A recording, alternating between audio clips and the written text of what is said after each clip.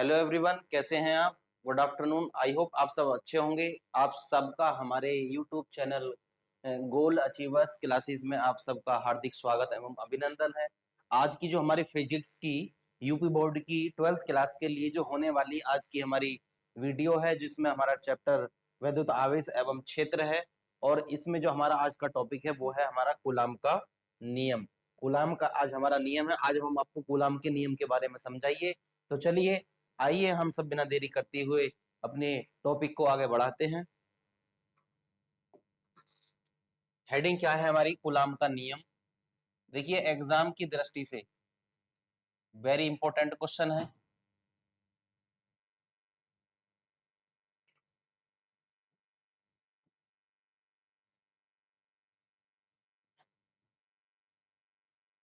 Exam की दृष्टि से वेरी वेरी इंपॉर्टेंट क्वेश्चन है।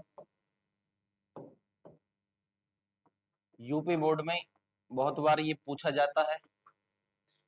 तो कूलाम का नियम देखिए है क्या।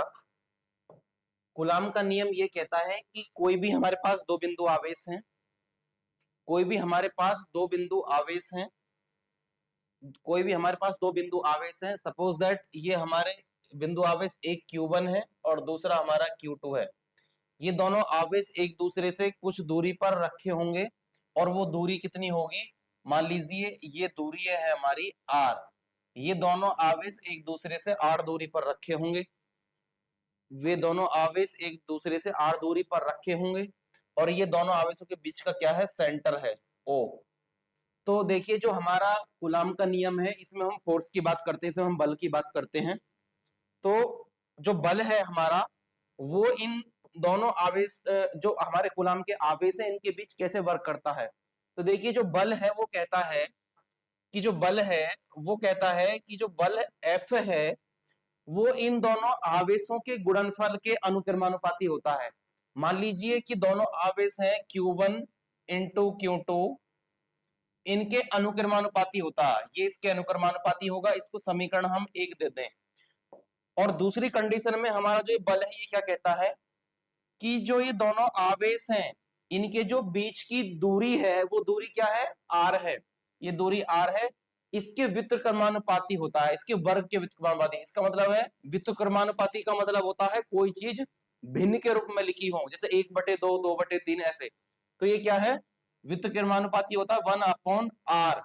किसके? बीच की दूरी के वर्ग के व्युत्क्रमानुपाती होता है, तो इसका स्क्वायर कर दो और ये होता है व्युत्क्रमानुपाती। ये समीकरण होगी हमारी दूसरी हो गई। अब क्या है? समीकरण 1 व 2 को मिलाने पर, समीकरण 1 व 2 को मिलाने पर, तो समीकरण 1 व 2 को मिलाइए। समीकरण 1 व 2 को मिलाने पर,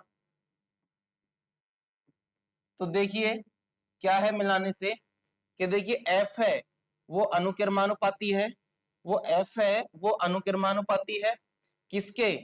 Q1 और Q2 जो दोनों आवेश हैं और इनके बीच की दूरी के व्युत्क्रमानुपाती है, यानी कि R²। इन दोनों को मिलाया तो हमारे पास ये बन गया। तो ये बन गया हमारा जो कूलाम का नियम है, जो एक बल की परिभाषा को बताता है। अब इसमें क्या है कि ये जो व्युत्क्रमानुपाती है, जब हम इसको हटाएंगे, ये जो व्युत्क्रमानुपाती का या अनुक्रमानुपाती का साइन है, ये एक नियतांक है। ये एक नियतांक वैल्यू है और इसका इसकी इसकी वैल्यू क्या होती है? एक अनुक्रमानुपाती नियतांक है, इसकी वैल्यू होती है 1/4 पाई एप्सिलॉन नॉट। ये अनुक्रमानुपाती नियतांक कांस्टेंट वैल्यू है। तो ये होगा, ये क्या होगा? F equals to 1/4 pi epsilon not into Q1 Q2 upon में R²। ये हमारा फाइनल फॉर्मूला निकल के आया है कूलाम के नियम में फोर्स का। तो देखिए, इस कंडीशन के अंदर, इस कंडीशन का ये फोर्स है, ये फोर्स क्या कह रहा है? ये फोर्स कह रहा है F equals to 1/4 pi epsilon not into Q1 Q2 upon में R²। इसका कहने का मीन्स है कि देखिए, इस फॉर्मूले से हमें पता चलता है कि ये जो Q1 और Q2 दो आवेश हैं, ये जो Q1 और Q2 दो आवेश हैं, Q1 और Q2 ये दो आवेश हैं, यानी कि एक Q1 ये रहा और एक Q2 ये रहा, ये दोनों आवेश हैं। इनके बीच की दूरी जितनी बढ़ा दी जाएगी, इन दोनों के बीच की दूरी जितनी बढ़ा दी जाएगी, यानी कि इसको पकड़ के Q1 को इधर खींच दो और Q2 को इधर खींच दो, तो इनके बीच की दूरी क्या हो जाएगी, बढ़ जाएगी। तो बीच की दूरी बढ़ने से, इन दोनों आवेशों की बीच की दूरी बढ़ने से जो इन पर लगने वाला फोर्स है यानी कि बल है, उसका मान भी बढ़ जाएगा। लेकिन यहां है डिस्टेंस, अगर हम दूरी कम करते हैं, अगर हम इन दोनों आवेशों के बीच की दूरी कम करते हैं तो फोर्स क्या हो जाएगा, बढ़ जाएगा, फोर्स बढ़ जाएगा। मैंने बात करी है सिर्फ आवेशों की, अगर आवेश एक दूसरे से जितनी दूरी पर होंगे तो उतना ही फोर्स उन पे ज्यादा अप्लाई होगा। आवेशों का मान अगर बढ़ा दिया जाए, इन आवेशों का मान यदि बढ़ा दिया जाएगा तो इनके बीच जो लगने वाला फोर्स है वो फोर्स यहां पर लगेगा, इनके बीच जो लगने वाला फोर्स है वो भी बढ़ जाएगा। लेकिन इनके जो बीच की दूरी होती है, ये जो इनके बीच की दूरी है, ये जो इनके बीच की दूरी है, ये वाली आर, यदि इसकी वैल्यू कम कर दी जाए, यदि आर का मान कम कर दिया जाए तो फोर्स ज्यादा लगेगा। इसकी मतलब है यदि आर है, इनको एकदम क्लोज में लाया जाए, यानी कि Q1 को यहां लिया है और Q2 को यहां पर लिया है, इनके बीच जो लगने वाला फोर्स होगा, अगर दूरी कम हो जाएगी तो फोर्स ज्यादा हो जाएगा। ठीक है, तो ये इसमें समझाना था। दूरी कम करने पर, दूरी को कम करने पर फोर्स बढ़ जाता है और फोर्स को बढ़ाने पर दूरी कम हो जाती है। तो कूलाम के नियम का यही था। अब इसकी जो परिभाषा है, आप परिभाषा इसकी नोट कर लें। इसकी जो परिभाषा है कूलाम के नियम की, परिभाषा ये है कि किन्हीं इस कूलाम के नियम के अनुसार, कूलाम के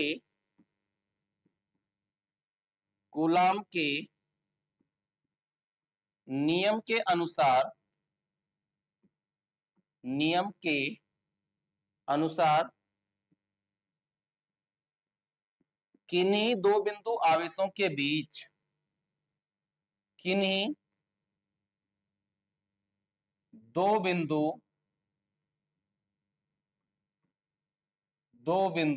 आवेशों के बीच,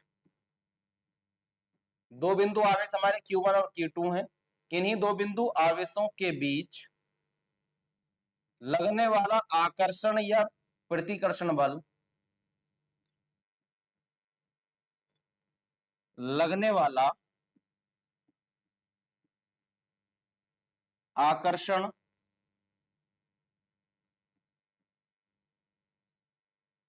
या प्रतिकर्षण बल, आकर्षण या प्रतिकर्षण बल उन दोनों आवेशों के गुणनफल के अनुक्रमानुपाती,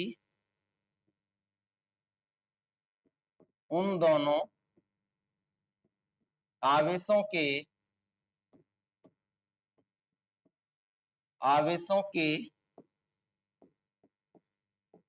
गुणनफल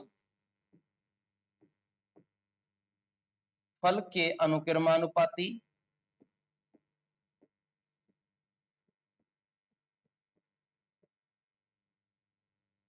गुणनफल के अनुक्रमानुपाती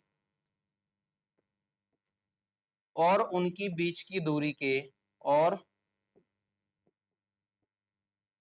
बीच की दूरी के वर्ग के